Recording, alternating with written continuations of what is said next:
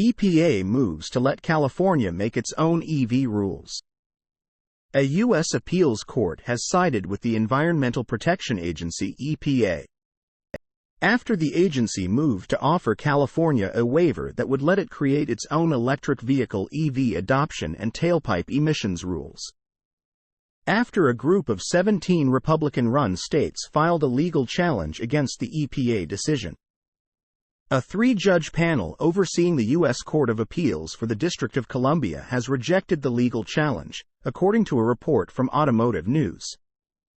In 2022, the EPA renewed the state's capacity to make its own rules surrounding the sale of zero-emission vehicles and limitations on tailpipe emissions. The move, which occurred under President Joe Biden, changed the course of a 2019 decision made by the Trump administration.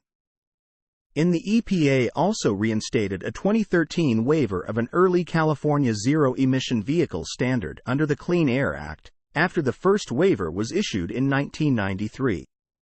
U.S. Congressman urges President Biden to end EV transition goals. According to Republicans who backed the legal challenge, the rules offer California unconstitutional regulatory power, which they claim is not available to other states. Later in 2022, California also became the first U.S. state to officially ban the sale of new gas vehicles starting in 2035. Since then, a number of other states have followed, including Washington, Oregon, New Jersey and New York, among others still. The California Air Resources Board (CARB), which was responsible for the gas car sales ban, also set annually increasing mandates phasing out the sale of combustion engines, set to begin in 2026. CARB also requested in 2022 that the EPA approve another waiver for the Clean Air Act for the upcoming phase-out. In 2023, California comprised about a third of all battery electric vehicle BEV sales in the U.S., with Tesla being the dominant B versus seller. The EPA also finalized new emissions limits last month featuring softened rules through 2032.